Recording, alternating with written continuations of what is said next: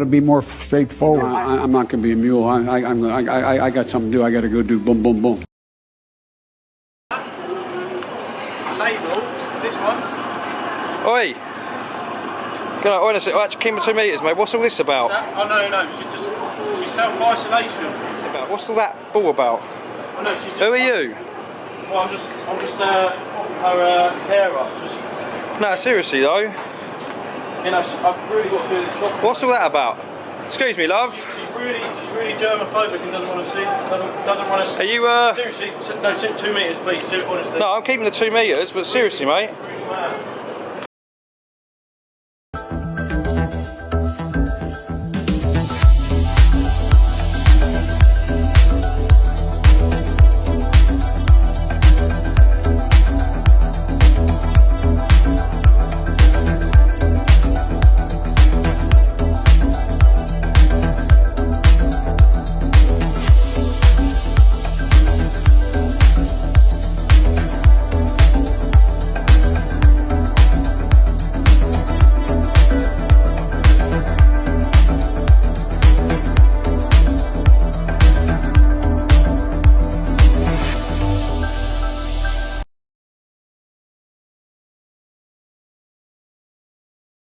I thought cold water was supposed to boil faster than hot water. I must break you.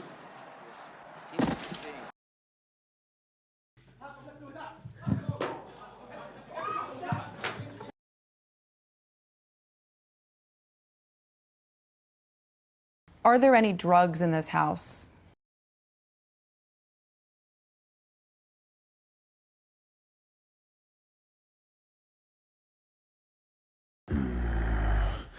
Now if I could do a video, the crowd would love me. Nah, I wouldn't do it like that at all. I'd do it just like this. Man right here, man right here, man right here, man right here.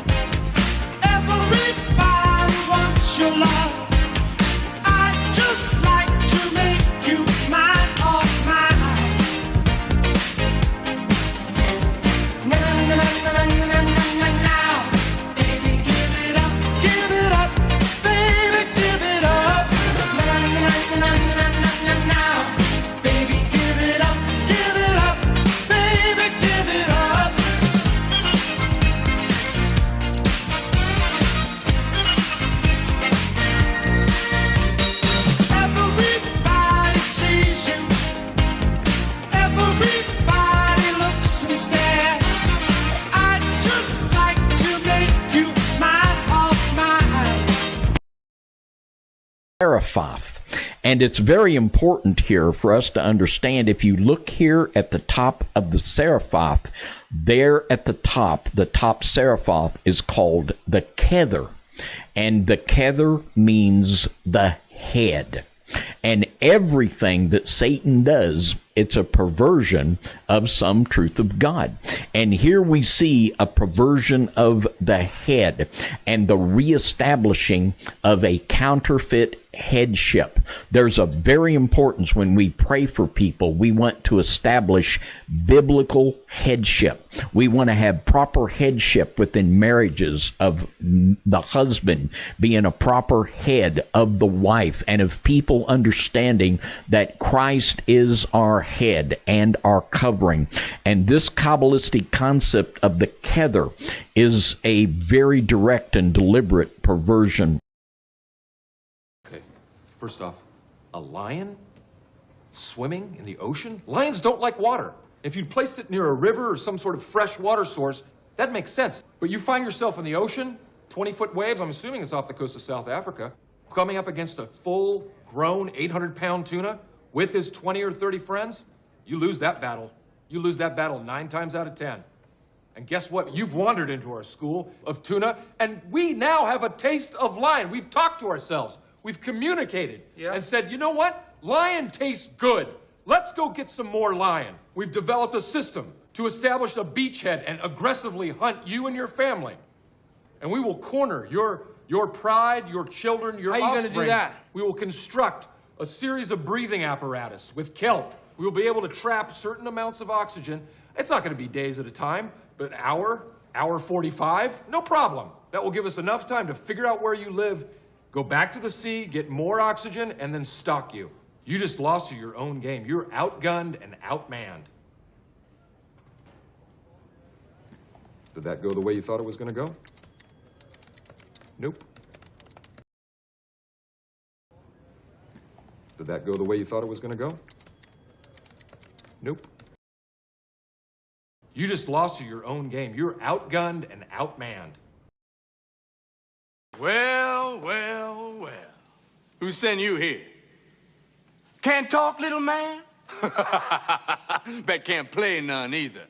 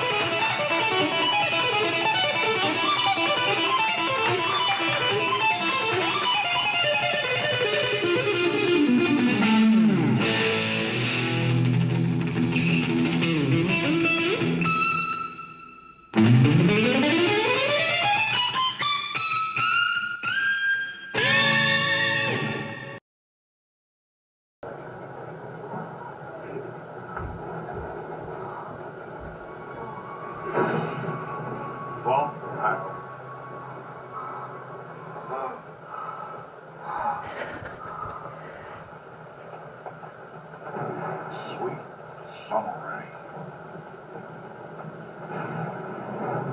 Like God's own mercy. Your two friends have abandoned you, Pete. They don't seem to care about your man.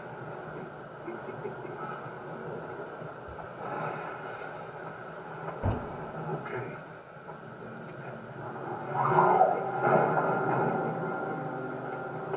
Stay away to heaven. We shall all meet by and by. God damn it! God forgive me! Oh. Effort. We've shipped for free more vaccines to other countries than all other countries in the world combined. Over 275 million vaccines to 110 countries. Now we need the rest of the world to step up as well. Let me be clear.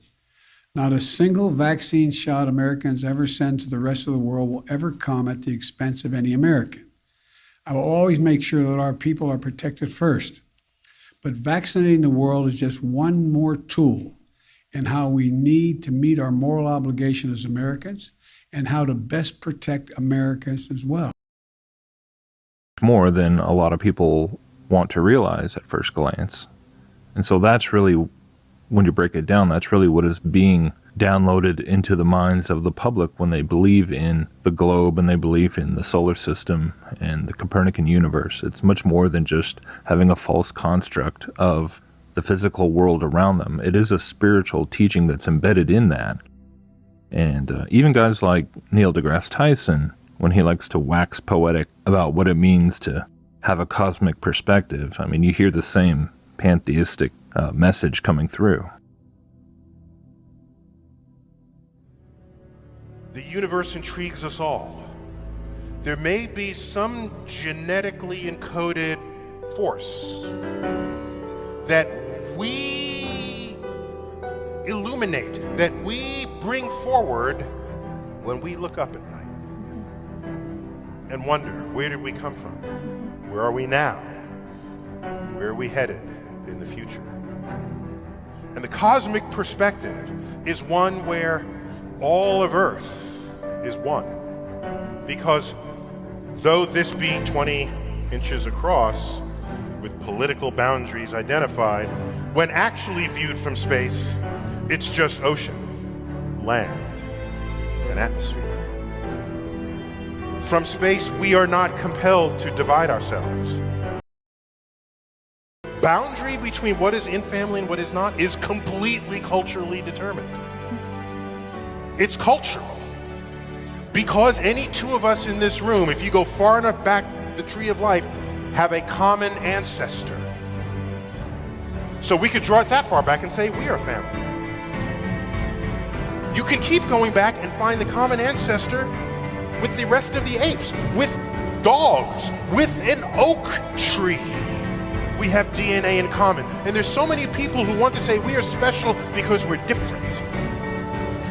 But I have a different, I say we are special because we are the same. We are part of this world where we have DNA in common with yeast, with oak trees, with these insects that scurry under brush. This is the commonality of life on Earth. And then you learn about molecules and atoms. We have the same atoms that are in stars. So now you look up, we are common with the universe as well. So for me, the cosmic perspective, which I know if people had, you would never be leading armies into battle. Do you know how ridiculous it looks to the person with the cosmic perspective that one general says to the other, I'm going to conquer that land across this line. You're going to do what? What? On this speck you call Earth? You're going to you want to kill people for what? For oil, for energy, for real? We got, look what the cosmic perspective reorders what is important in this world. And it does it in, I think, the noblest of ways, by recognizing not what makes us all different, but what makes us all common. Together, alone, with the fate of our planet and our civilization in our hands.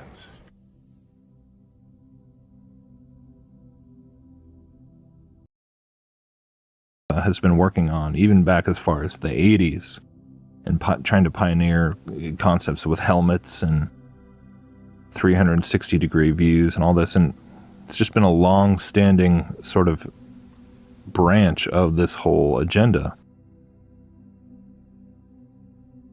And when you think about that in conjunction with the concept of infinite space, of infinite vastness, of infinite possibility, they believe in countless alien planets and the possibility of life and what all evolution could have conceived of and how we're part of that process and we're connected to it and blah, blah, blah, blah.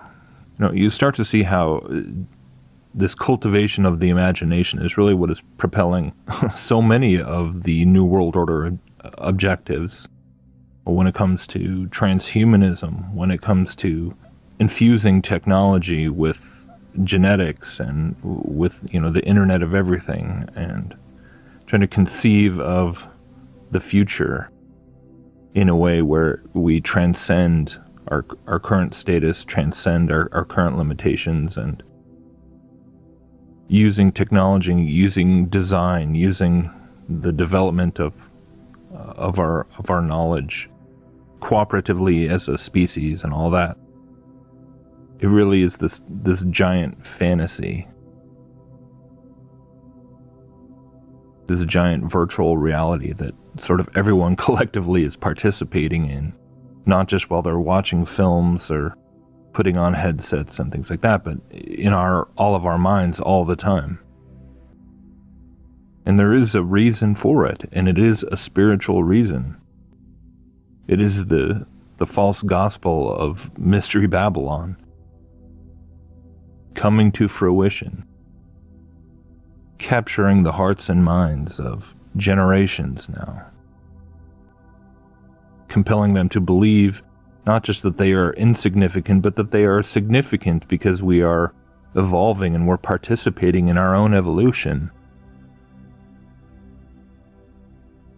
and that eventually we can solve all these political problems, solve all these environmental problems, solve even the problem of death itself, and achieve our own immortality. I mean, that's all embedded in it. It is all inseparable from this paradigm.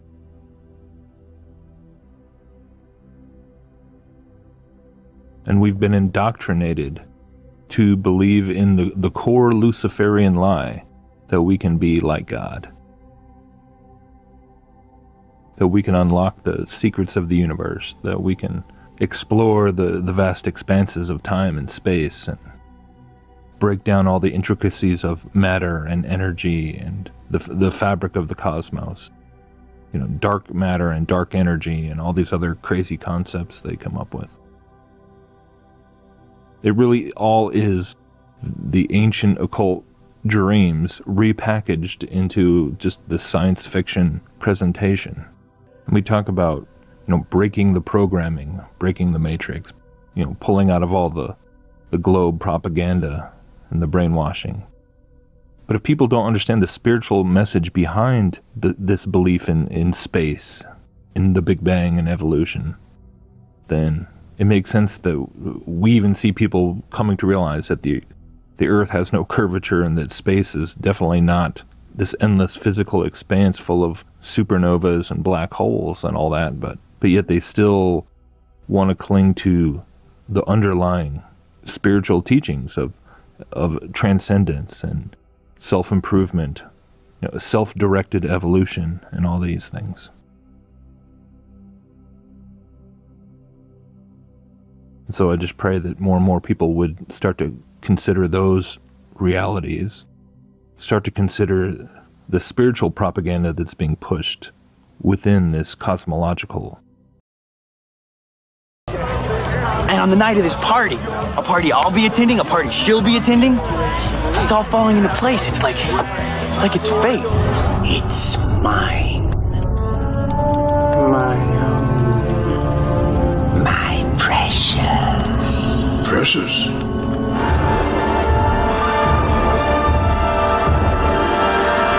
I see.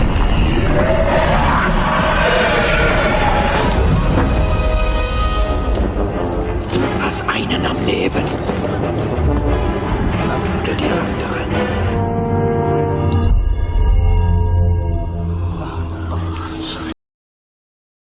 What's your dream playlist?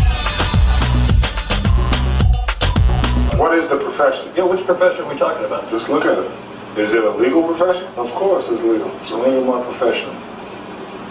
I'm trying to read it. Okay. It's too many diamonds. Yeah, that's too bright. That's too bright. Go anyway. Oh, Mason, are you a Mason? Of course I am. Okay. You have a secret ceremony? Well, you might as well put your pinky out when you drink your drink. Put your pinky out. You're involved in the secret ceremonies? Stop it. Through with the past, but the past ain't through with us. I shall tell you where we are.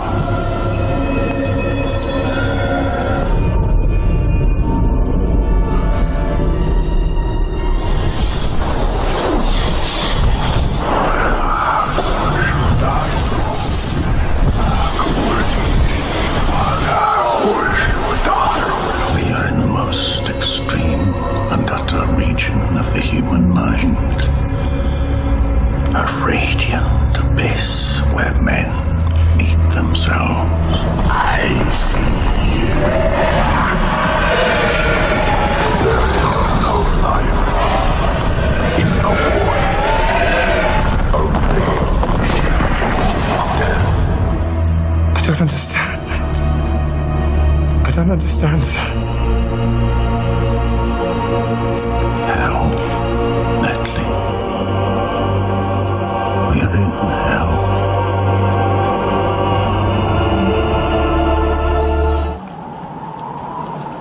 I wish the ring had never come to me. That we need to ask is this the birthday of Christ? Was Christ born on December 25th? And if not, whose birthday is it? Thank you very much. It's a pleasure to be here tonight. Good evening, godless sodomites. Reality television celebrates the human condition. Warps the minds of our children and weakens the resolve of our allies.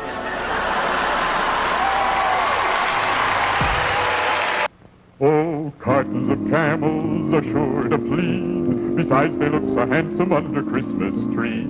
So easy to give, so good to get. Give camels the nation's favorite cigarette. Ho, ho, ho. It's gift-packed, ready to give, with a space for your green Idol to worship. Kneel before your God, Babylon! Because we don't celebrate the ancient pagan festival of Saturnalia. Holiday greetings from Budweiser.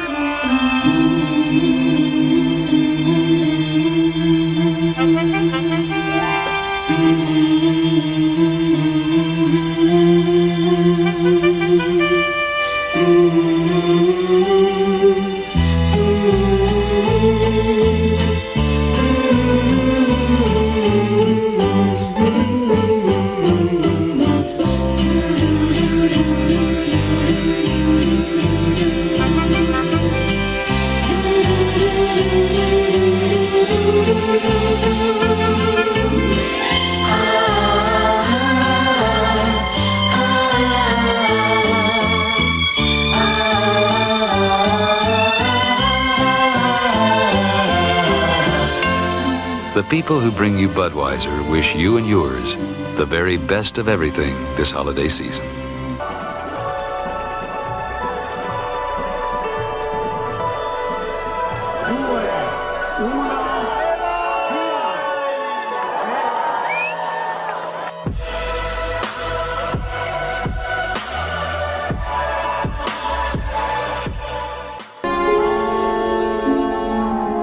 "'Twas a long time ago, longer now than it seems, in a place that perhaps you've seen in your dreams. For the story that you are about to be told took place in the holiday worlds of old. Now, you've probably wondered where holidays come from. If you haven't, I'd say it's time you begun.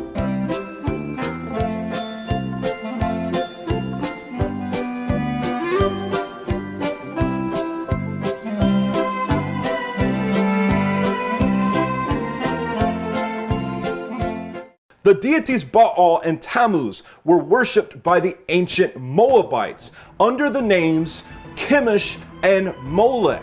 We see that the names changed, but the worship remained identical. The ancient Moabites would celebrate a public child mass, a public child sacrifice during the winter solstice during December 25th. Building up to this most anticipated time of year, all the parents would compile long wish lists that they would like to see in the next year. Then they would bring the infants that were born within that year to the idol Chemosh or Molech. The priest of Chemosh or Molech would stoke large fires inside of the hollow metal idol of the deity. The parent would bring their child screaming to the lap of this deity and lay their child in the lap of Molech, who wore the Phrygian cap that we see that Santa Claus wears to this day, the same cap that Mithra wore. And they would lay their screaming child in the arm of this deity while they begin to profess their long list of desires for the year. Now today we don't see that people are sacrificing their children to Molech, but we do see that they bring their screaming infants, their screaming children, and lay them into the lap of a complete stranger dressed up like a mighty one who they call Santa Claus. And this child is usually screaming their guts out because they're so afraid of this man, and they probably sense the darkness and the demonic forces that are at work. Children, infants, hate Santa Claus, and the proof is in the pictures. Now, of course, after a few years, the child will begin to love Santa Claus and look at Santa Claus as an all-supreme, all-wise, all-knowing, giving deity of prosperity, just as the ancient Moabites looked at Molech and Chemosh. He knows when you are sleeping and he knows when you are awake. In fact, he is all-knowing. He is immortal. He has no beginning and no end. He compiles a list of names on a scroll for the good and the bad children. He rewards the good children with gifts, and he punishes the bad children with lumps of coal reminiscent of the flames of Molech. He answers their prayers and their petitions. He flies on a magical chariot, just like Mithra, Sol Invictus, and Odin before him. In fact, he is a deity of prosperity, worshipped by the people of the world. And it's amazing that Christian parents teach their children that gifts come from this magical, all-knowing being, making him a deity. And they will lie to their children and tell them that he exists. And while they're young, they will believe it with all of their heart until finally they are crushed under the realization that their parents had tricked them. From your Cape Coral News team, this man has some parents very upset. He planted himself with a sign right in the middle of the Cape Coral Festival of Lights, then screamed, "Santa isn't real." NBC2's Joanna Boris talked to parents about the video, which is gaining a lot of attention. The presents are out, the giant tree is lit. The holidays are a time of year for people to come together and be lighthearted. But one man wasn't feeling very festive and made it his mission to ruin everyone else's spirit. There's no Santa Claus! And I feel sorry for that individual. He must have a very sad life. A man with a giant sign screaming that Santa isn't real while kids waited in line to see him. I think it's a shame our children are faced with so many difficult things in this world that the magic of this time of year, it's taken away from them and they're innocent. Parents say it's heartbreaking. The man would stand there for hours just to hurt little kids. He's saying there's no Santa, screaming it actually.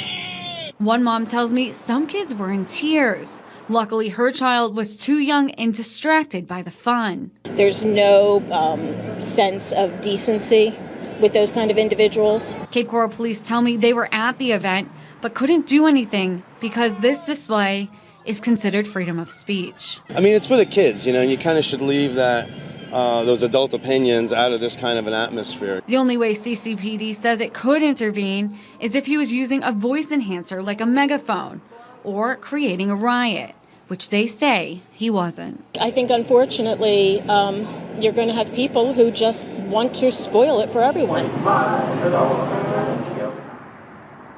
Some people tell me they feel sorry for the Grinch, but aren't going to let him ruin their festive holiday spirit. We reached out to the man we were told was in the video. He didn't want to talk. Live in Cape Coral, Joanna Boris, NBC2. Look, Daddy, teacher says every time a bell rings, an angel gets his wings. That's right. That's right. Attaboy, Clarence. And now they will question everything that their parents will ever teach them about the scriptures because of this innocent white lie, as they say.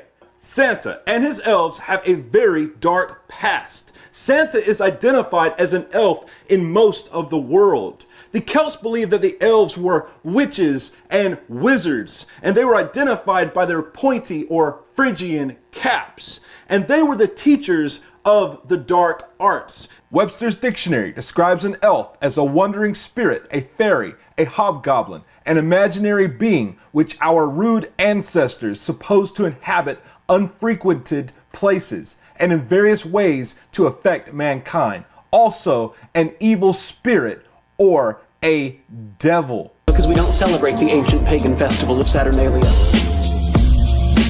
Jesus, on the other hand, was actually born in the summer. His birthday was moved to coincide with the traditional pagan holiday that celebrated the winter solstice. Now, part of the practice of Christmas is, from the old country, the person known as the Holly King. From the Holly King, you get who's known as Santa Claus. Now, Santa Claus is an interesting study because, you know, when we go through the story of Santa Claus is actually supposed to be all-knowing. I mean, think about this. Doesn't Santa Claus know who's been good and who's been nice every single day of the year? That's one of Santa Claus's ability. He knows exactly who's been good and who's been nice, and he knows how this has worked for each individual throughout the year. Has the ability of being omnipresent, or just about, because on the night of Christmas, is he not able to traverse the entire world and literally just about be everywhere at the same time and drop off who knows how many billions of presents? Well, at least that's what the story tells us. Santa can't wait all night. Let's go. Come on up, I'm Santa's lap. Ho, ho, ho.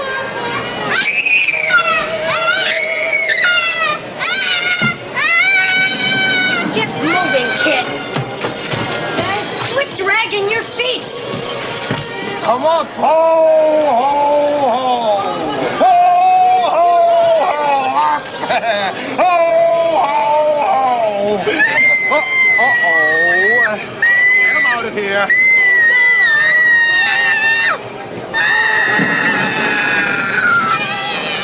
H.P. Blavatsky states that elves are disembodied spirits used in like Austria, Hungary, Germany, Italy, and elsewhere. Santa Claus is identified by his original name, which is Sinterklaas. And there are variations of Sinterklaas throughout Europe. Some variations have Sinterklaas riding on a magical flying goat.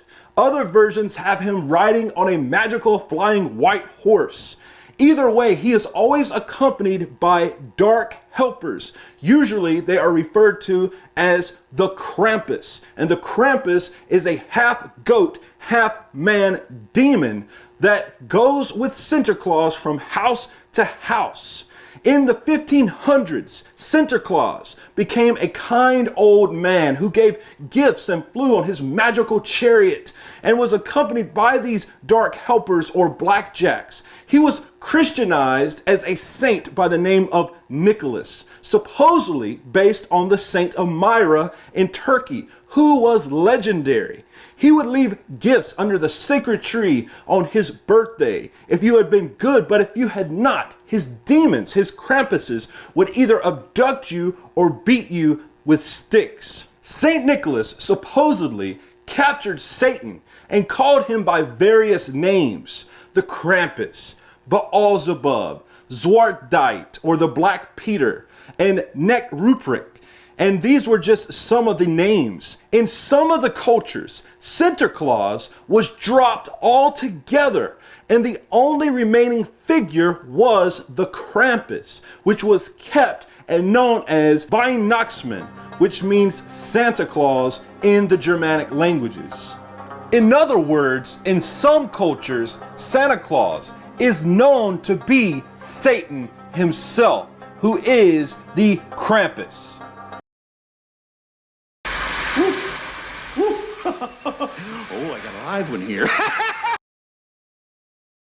Ho, ho, ho.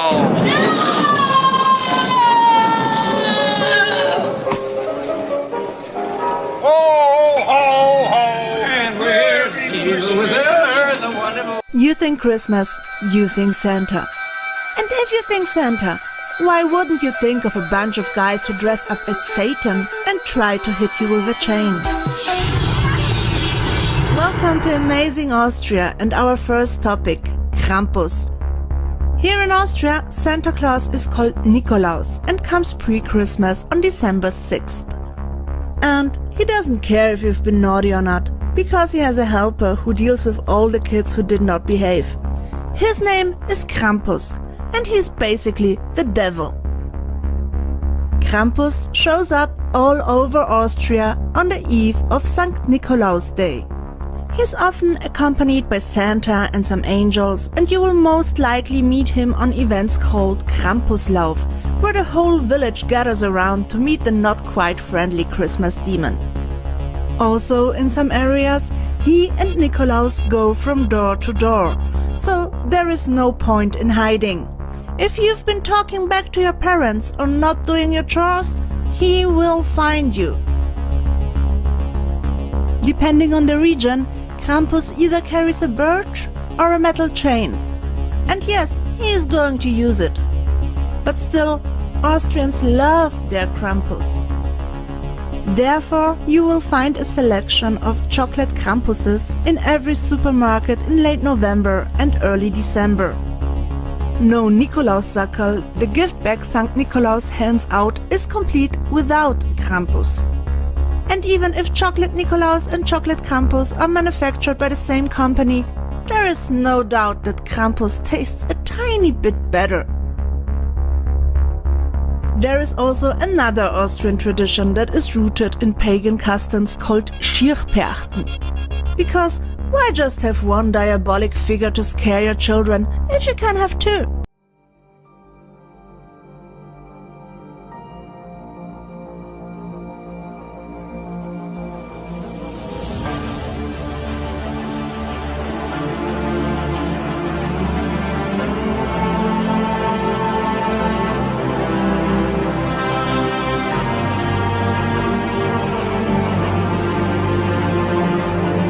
Lucifer's true identity as Satan is revealed as the anagram, a transposition of letters to obscure it.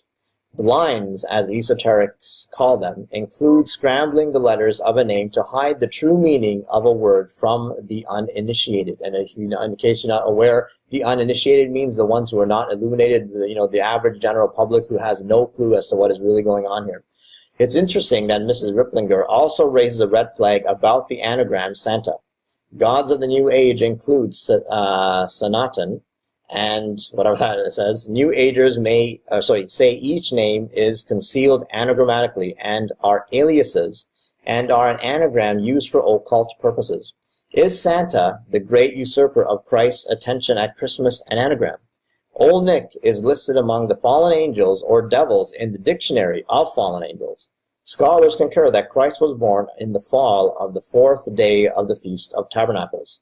December 25th is actually the feast in honor of the birth of the son of the Babylonian Queen of Heaven, later called Saturna by the heathen Romans, or Saturnalia. Okay, so the Feast of Tabernacles is somewhere usually around, September, October.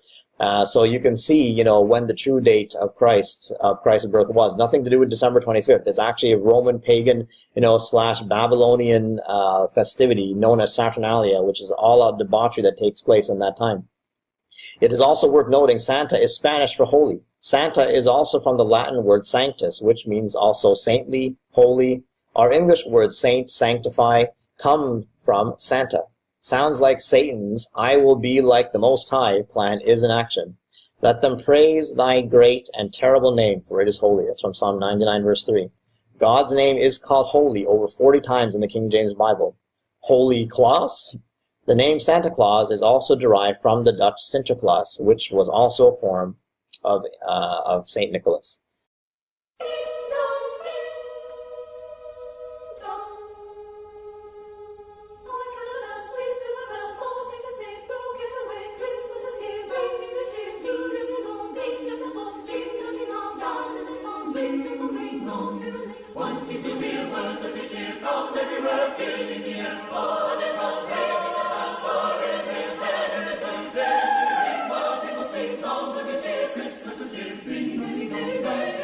So what about Claus, as his last name? Is Claus another anagram for Lucas? It's no secret Lucas and Lucius are New Age code words for Lucifer. The Alice Bailey founded New Age occult publishing company was originally called Lucifer Publishing Company, but in 1924 the name was cleverly changed to Lucius Trust.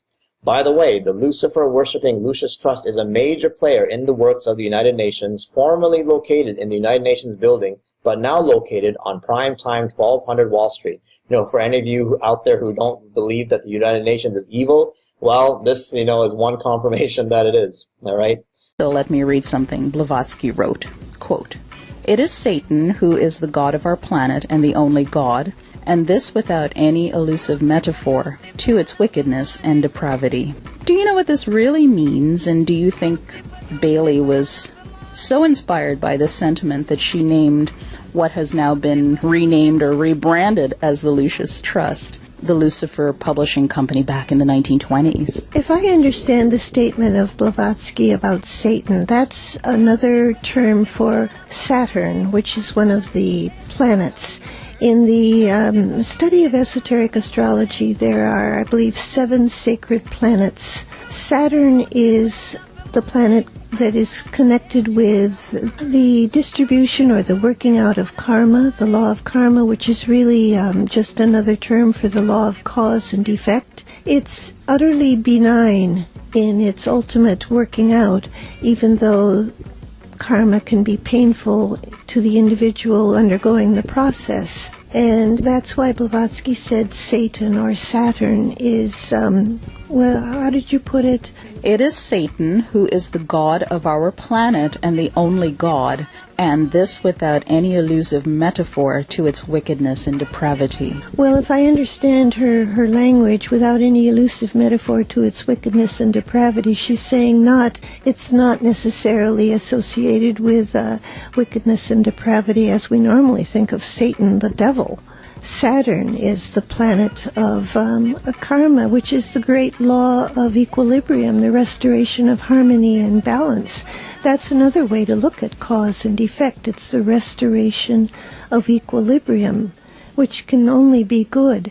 Now, the reference to Lucifer comes from Blavatsky's description of Lucifer in the accurate sense of the term, which is of Latin origin. It means literally light bearer, and it refers to a very obscure principle in the ageless wisdom, which is that the solar angels, the governing lords of the world, descended to our planet eons ago, bringing the principle of mind to what was then in those ancient times essentially animal man. Human beings with no mentality at all, no soul, just virtually living the existence of an animal. Movie 2001, Arthur C. Clarke, very high Freemason, gives you the agenda of high Freemasonry, not the schmuckdom Freemasonry, but the high stuff.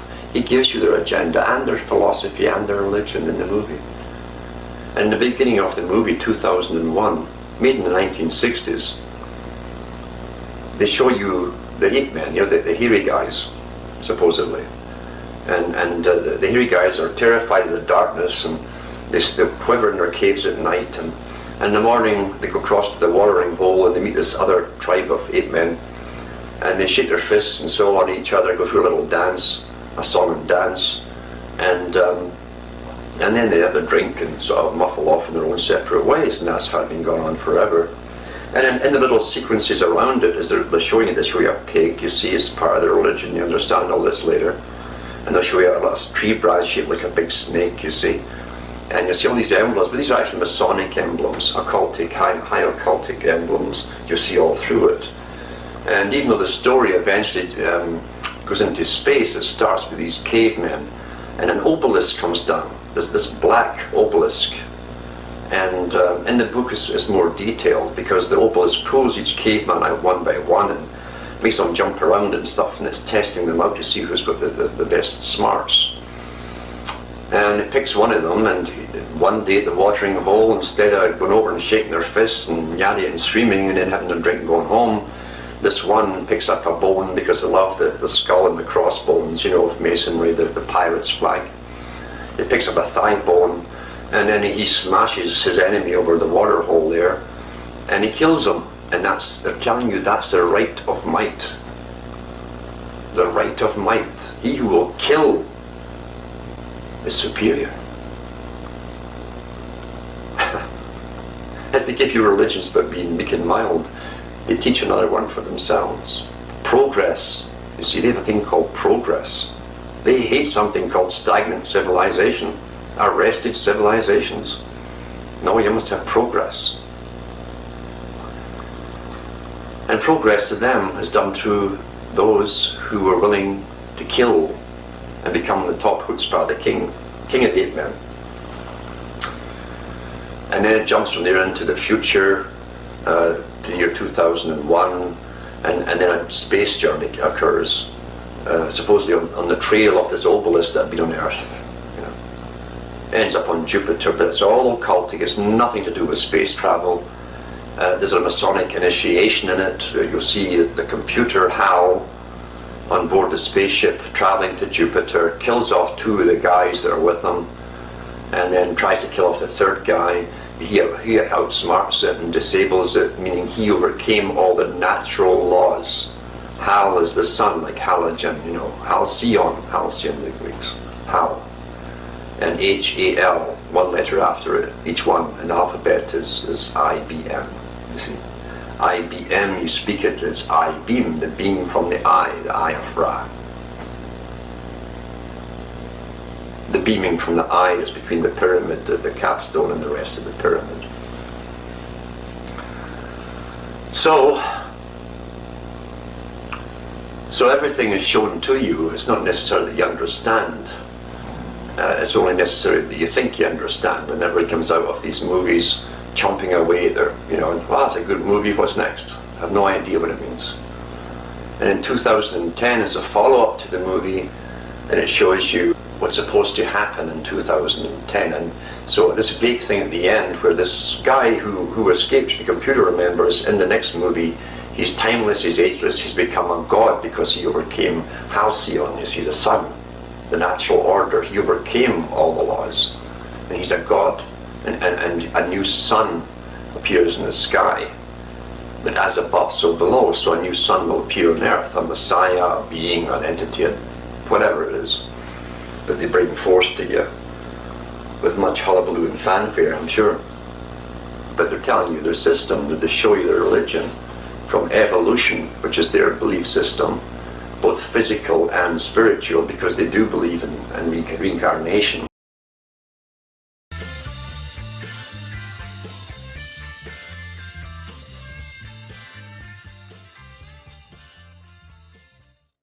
And these solar angels brought the principle of mind. That's the connection with Lucifer, light bearer, bringing the light of mind to our world. So Lucifer, to Blavatsky, was one of the great sacrificial beings who descended to earth. That's where we get the idea of the fall.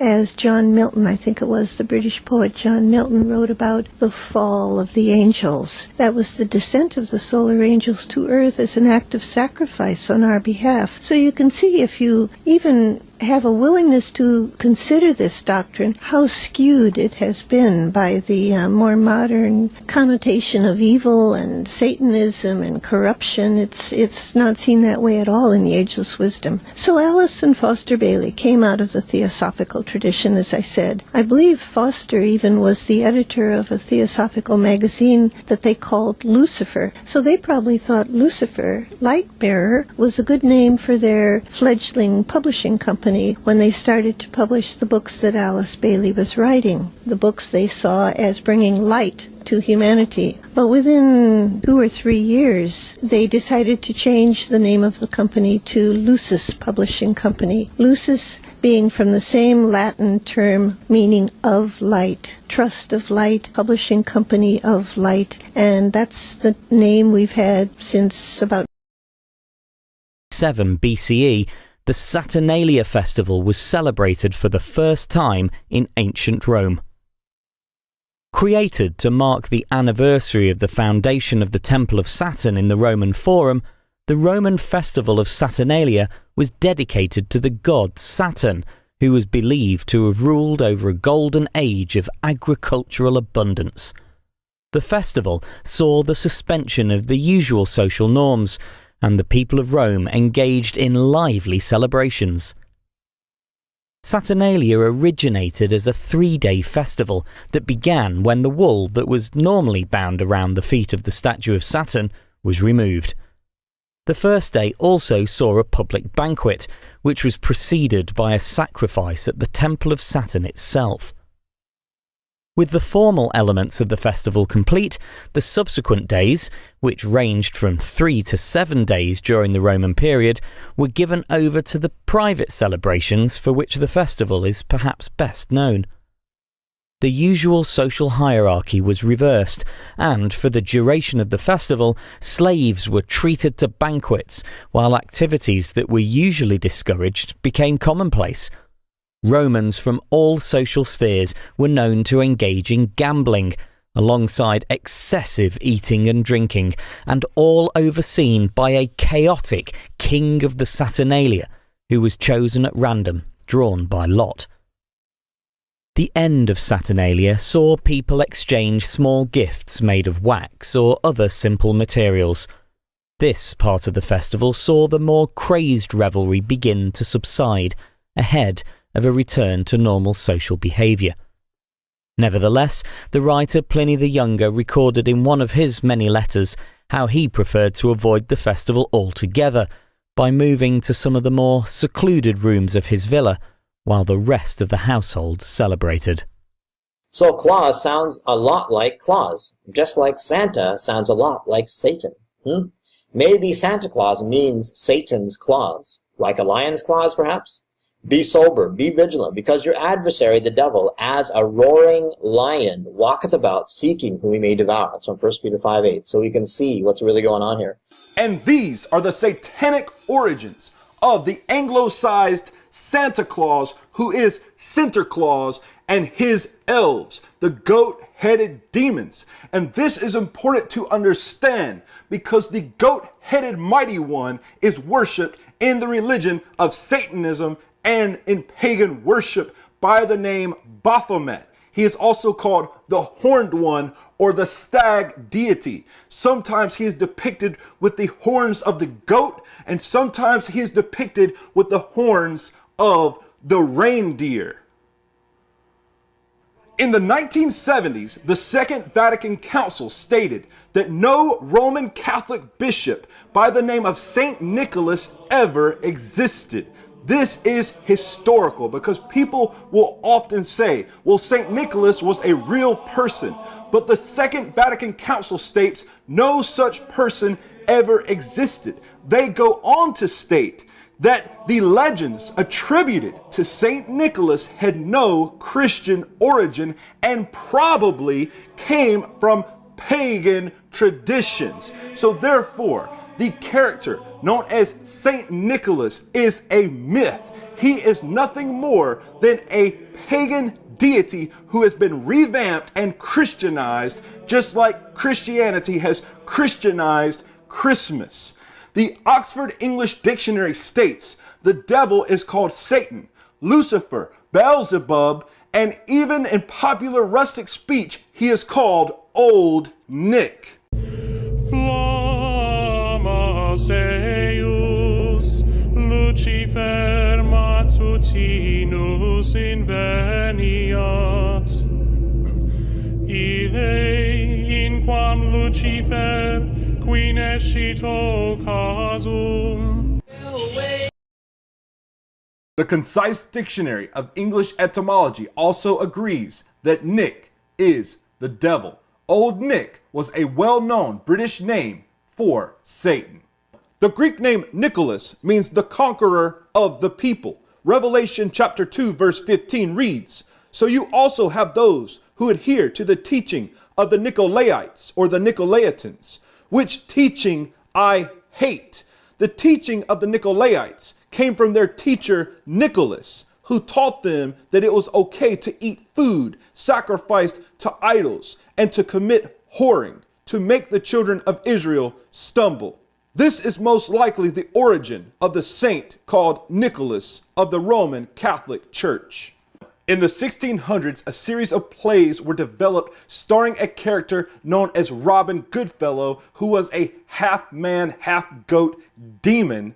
In The History of a Hobgoblin, author Alan W. Wright reveals that Robin itself was a medieval name for the devil, and that Robin's trademark laugh was ho, ho, ho.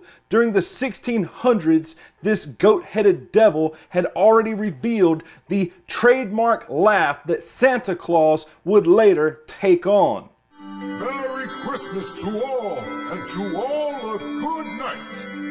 Ho, ho, ho.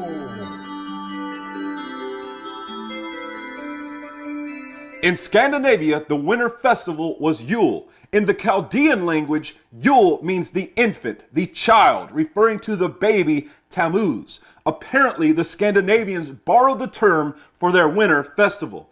On December 21st, Odin, who was the chief deity, would fly through the night on his 8-legged horse, which would symbolize the 8 reindeer of Santa Claus. Odin was represented as an ancient man with a long white beard. His idols portray him with a pointy hat, like the elves and Santa Claus wear. People feared the wrath of Odin, who had come to take the spirits of the dead. They would leave treats and grain offerings for Odin and his horse. Spirits would roam freely during this time of the year, and the worshippers would try to communicate with these spirits. Evergreen trees would be brought inside to represent eternal life and the conquering of death of the sun deity. Mistletoe was